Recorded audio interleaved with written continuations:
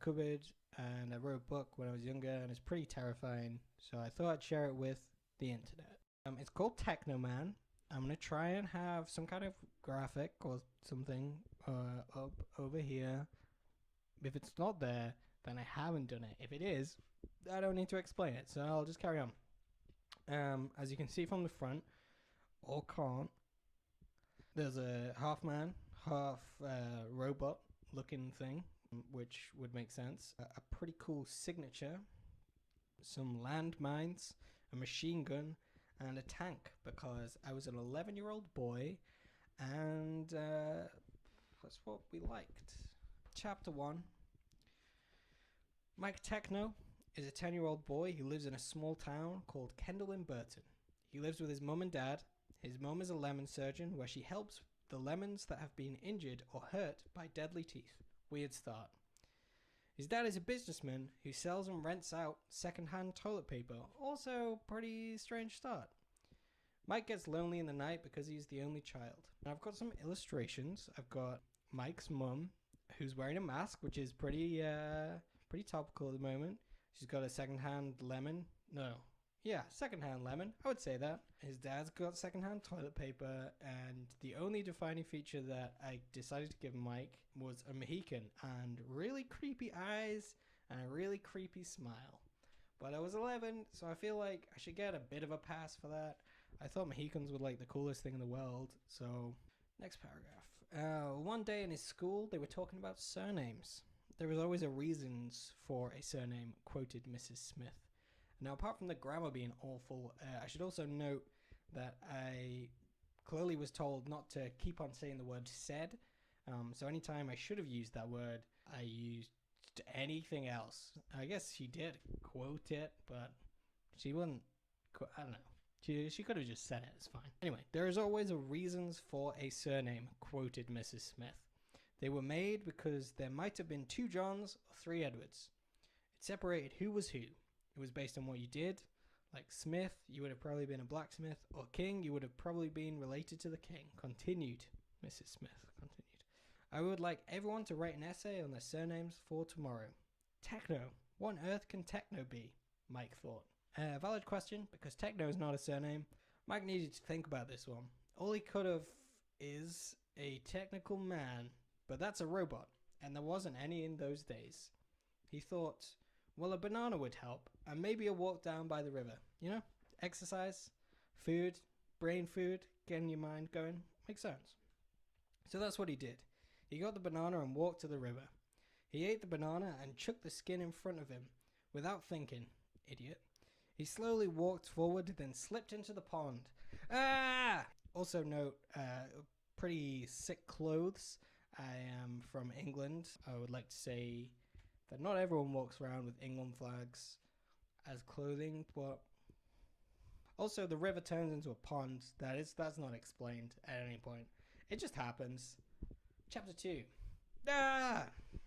Mike felt the water surrounding him, taking him alive. He knew he was going to die. A prisoner of death.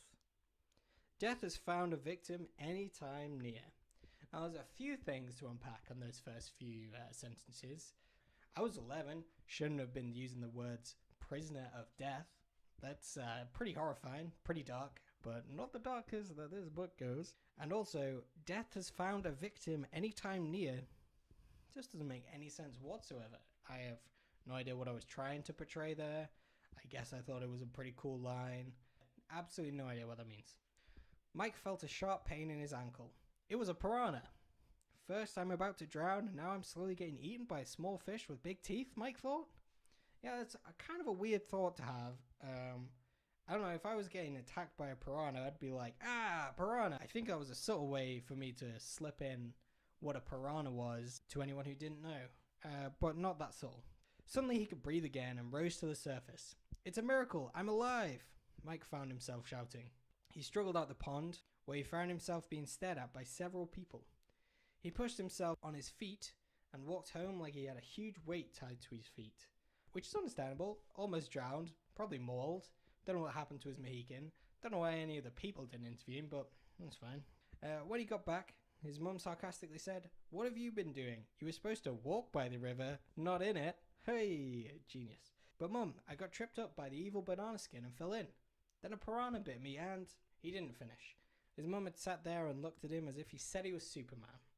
Mike's mum pointed at the stairs. This was the signal to go to bed. Mike knew it was enough for tonight. It's school tomorrow. I'll be alright at school. There's a few things to unpack on that last bit. The grammar is awful.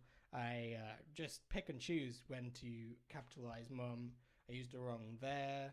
Superman is two separate words, as if I was trying to avoid being copyright striked. But also, the weirdest thing is, I think this is the first and maybe the only time that the narration changes to first person instead of third person. Yeah, it's not explained. But that night there were screams and bangs and flashes, and most of all, evil laughs. And that night, an evil monster was created in a little boy's room. The very start of an evil plan to take over the world. An evil villain with the strength of a crane, speed of a motorbike, and brains of 4 computers. The world's worst and meanest enemy. But it's not big, not human, but a small boy with robot powers. It was the beginning of the evil Tecno Man.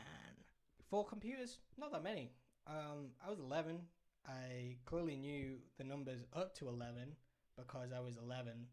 So I don't know why I chose 4. I've really limited this dude's powers. It's fine. It's pretty cool. Pretty cool. A robot boy, man, villain, anti-hero perhaps. Hard to say. I'm going to finish there because it's probably already too long. And I kind of find it weird I'm recording this in my cupboard. If you want to hear chapter 3 and 4 and the rest, let me know. And I'll carry on. It gets much darker. It's got more giant chickens and a lot more death, a lot more questionable morals. But if no one watches this, then I'm not gonna carry on because it's weird. Yeah, peace out. Do I say peace out? I don't say peace out. How's your day? No, I'm not gonna keep going.